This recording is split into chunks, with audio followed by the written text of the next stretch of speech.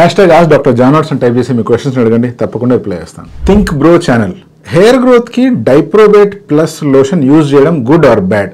Please pick my question. Hair growth కి ఎటువంటి lotions వాడాలి, ఎటువంటి లోషన్స్ వాడకూడదు అని ఇంత ముందు కూడా చాలా సార్లు నేను డిస్కస్ చేయడం జరిగింది. ప్రత్యేకించి ఈ డైప్రోబేట్ ప్లస్ అనే లోషన్ వాడొచ్చా వాడకూడదా అంటే సూటిగా సుత్తి లేకుండా సమాధానం చెప్పాలంటే మనకు కావాల్సింది కూడా అదేలేమ్మా. డైప్రోబేట్ లోషన్ అనేటువంటిది లేదా డైప్రోబేట్ ప్లస్ లోషన్ అనేటువంటిది హెయిర్ గ్రోత్ కోసం మాత్రమే కాదు, వేరే ఇతరత్ర ఎటువంటి ప్రాబ్లం కైనా కూడా మీరు సొంతంగా ఎప్పటికీ వాడకూడదు. ఆ లోషన్ వాడాలి అంటే మీకు డెర్మటాలజిస్ట్ స్కిన్ సంబంధించిన ప్రాబ్లం గురించి రాస్తేనే, లేదా స్కిన్ సంబంధించిన ప్రాబ్లం ఏదైనా మీకు ఉన్నప్పుడు డెర్మటాలజిస్ట్ దాన్ని ప్రిస్క్రైబ్ చేస్తే మాత్రమే అటువంటి లోషన్ని వాడవలసిన పరిస్థితి. కానీ హెయిర్ గ్రోత్కి మాత్రము ఎవరు ప్రిస్క్రైబ్ చేసినా కూడా ఆ లోషన్ని వాడకూడదు. అంటే ప్రత్యేకించి బట్టతల సిచ్యువేషన్ ఉందంటే మాత్రం అస్సలే వాడకూడదు.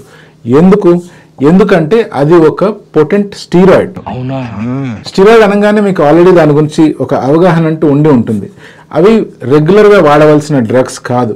నిజంగా అవసరం ఉండి కొన్ని రకాల జబ్బులు లేదా ప్రత్యేకించి ఏదైనా డిసీజ్ ప్రాసెస్ జరుగుతూ ఉంటే లేదా హై ఇన్ఫ్లమేటరీ కండిషన్ ఉంటే అటువంటి వాటిని స్టాప్ చేయడానికి లేదా తగ్గించడానికి మాత్రమే ఈ స్టిరాయిడ్స్ని వాడతాము. బట్టతల లేదా వంశపారంపర్యంగా వచ్చే హెయిర్ లాస్ వల్ల మీకు ఏదైతే బట్టతల ఫామ్ అవుతుందో లేదా హెయిర్ లాస్ ఫామ్ అయిందో అటువంటి వాటికి ఇటువంటి డైప్రోబేట్ ప్లస్ అనేటువంటి లోషన్స్ వాడకూడదు. వాడితే ఇనీషియల్గా కొత్తగా జుట్టు వచ్చినట్టే ఉంటుంది, నూనూగు మీసాల లాంటి హెయిర్ వస్తుంది.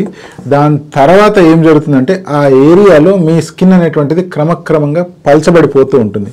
ఆ ఏరియాలో మీ స్కిన్కున్న ఇమ్యూనిటీ అంటే రోగ నిరోధక శక్తి అనేటువంటిది తగ్గిపోతూ ఉంటుంది. అలా తగ్గిపోవడం వల్ల ఆ చుట్టుపక్కల ఉండే నార్మల్ బ్యాక్టీరియా కూడా మీ స్కిన్ లోపలికి ఎంట్రీని యాక్సెస్ చేసి అక్కడ ఫాలికులైటిస్ని క్రియేట్ చేసే అవకాశం ఉంది.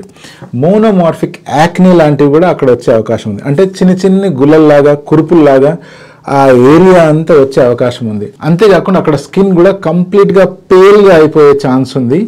ఆ ఏరియా ఏదో బొల్లి వచ్చినట్లుగా కలర్ అంతా మారిపోయే ఛాన్స్ కూడా ఉంది. సో ఇన్ని సైడ్ ఎఫెక్ట్స్ ఫేస్ చేసే బదులు ప్రాపర్గా ఒక డాక్టర్ దగ్గరికి వెళ్ళి హెయిర్ ఎందుకు లాస్ అవుతుందో అనే దాన్ని నిర్ధారించుకొని సరైన మెడికేషన్ వాడడమే కరెక్ట్.